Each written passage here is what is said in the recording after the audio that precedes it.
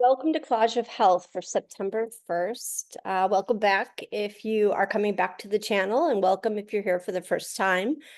One of the things that has been bothering me since I sent out yesterday's video is the piece that I said about the people on Orange Street in Maine and um, being moved, thinking like there was some connection to Connecticut.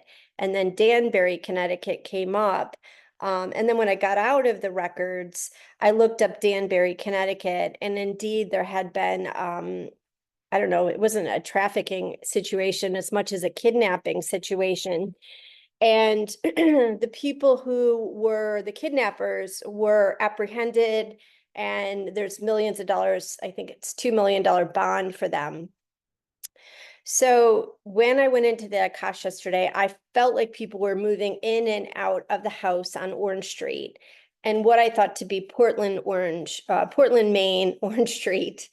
And I think I wanted in my heart to put those stories together and to think of those people on Orange Street being saved. So somehow there might have been some interference. Who knows, right? So I was grappling with, should I bring this up in today's weather report, or should I just let it go? And what came through is truth and integrity in all things. Anything that doesn't settle or feel right or feels like it could be possibly inaccurate, I need to share that.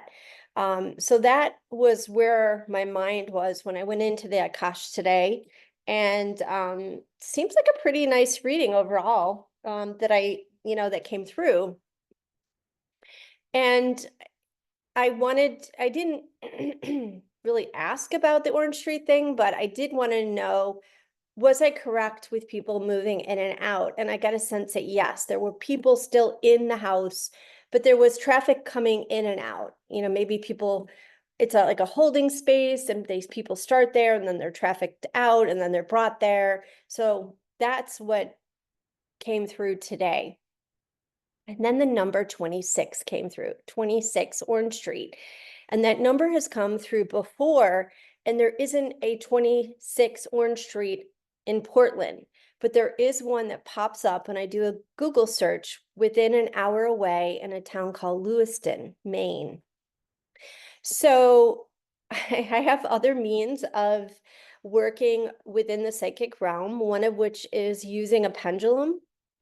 And so it seems like it's worth pursuing that. And I know you're probably thinking, well, is it Portland? Is it Lewiston? What is it? This is the thing about working within the psychic realms. You don't always have the concrete answers. You just have intuitive hits to go off of. So I took a walk, and one of the things that came through today, and today's Akash, was Japan. And I said to myself, if there indeed was something that happened in Japan within the last 24 hours, then pursue the Lewiston thing. See it as a sign that, yes, what your hits that you're getting are accurate. Pursue this Lewiston, Maine. It can't hurt, right? Just to call a detective and, ask if they would be willing to, just check it out. Anyway, after I got back from my walk, indeed, there was a typhoon in Japan yesterday. Some kind of, I don't know, hurricane. 4 million people had to be evacuated. So it seemed big enough to keep the momentum going with the Orange Street, 26 Orange Street, which has come up before. And you know how when you go into a Google search, if you've already searched it, it's highlighted. And I remember that I had already searched that. And also it was like a different highlighted color, which shows that I had already looked at that and just kind of discounted it because it wasn't Portland. So that's what I'm going to do. Hopefully you're still with me. So take this for what it's worth from your perspective. Again, if I feel like I'm wrong or things aren't sitting with me, just so I'm going to let you know, even if you question me and you think that, my accuracy is in question. I'd rather have that than not be transparent and honest on this channel. So for today, truths will be found in hidden places. Look carefully at your life for truths that want to be revealed to you. Find it in your heart to forgive trespasses against you. And that was Jesus. We are here with you in numbers, and we will continue to come in on the mission of the revelation of missing pieces that want to be made known to you. Wow, that's crazy. And mankind. So it's funny. This kind of goes along with what happened after I got out of the records. At that point, I was beamed up to a spaceship. It was blue. There was a female ET there. The spaceship was sparse. I could see the control panels and not much else. We went out to outer space. Earth seems small, and I was shown how small Earth is from the universe, but it still has meaning. Even though it's small, it still has meaning. And the message was, even though your world is small, it has meaning, and even small things within your world have meaning. Then I saw red in outer space and like an explosion, which affected the whole universe. And I was catapulted to the black space, to the void. And I just was held in this peaceful place of the unmanifested. And in Vedic terms, it's called Purusha. You know, maybe in Christianity, it's before Genesis, before the Big Bang, so to speak, or the start of the universe.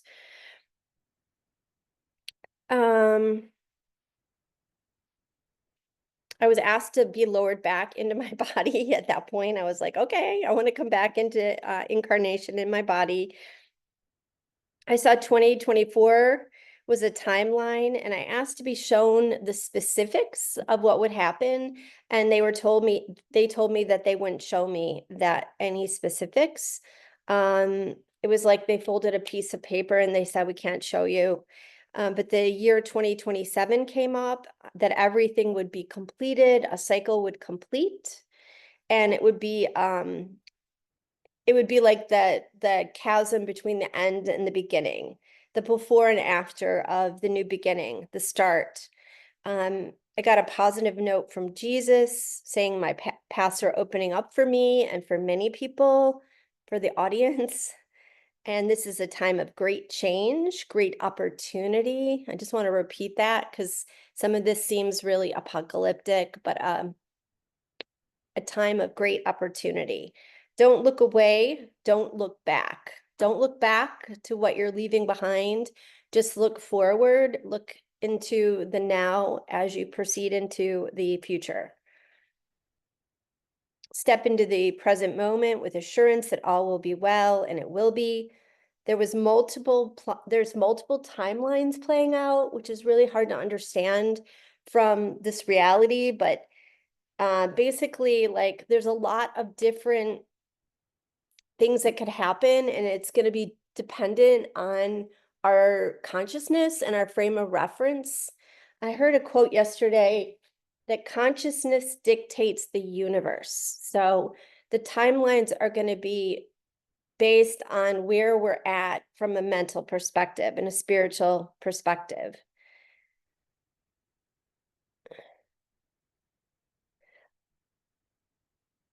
They said, let the dark forces be a mirage. They aren't real. I asked to see the world. And again, I saw Bangladesh and the suffering there, which I acknowledge, and they acknowledged it does exist. Suffering is a real thing. And then Orange Street, people coming in and out, the people were still there, which led me down the rabbit hole that I described in the beginning here of this video. I saw a coin, like almost like money, and gold. It seemed like it was, was it gold? Was it a coin?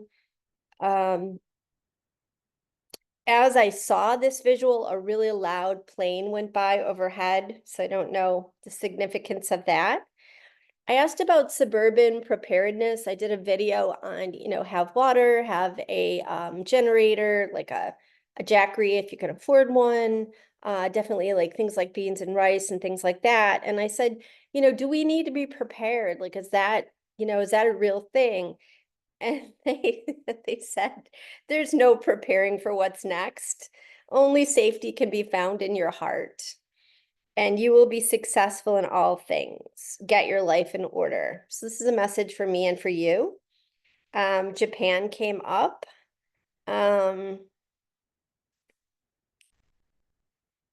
Asked for information on the election. I felt very uneasy. I didn't get any information.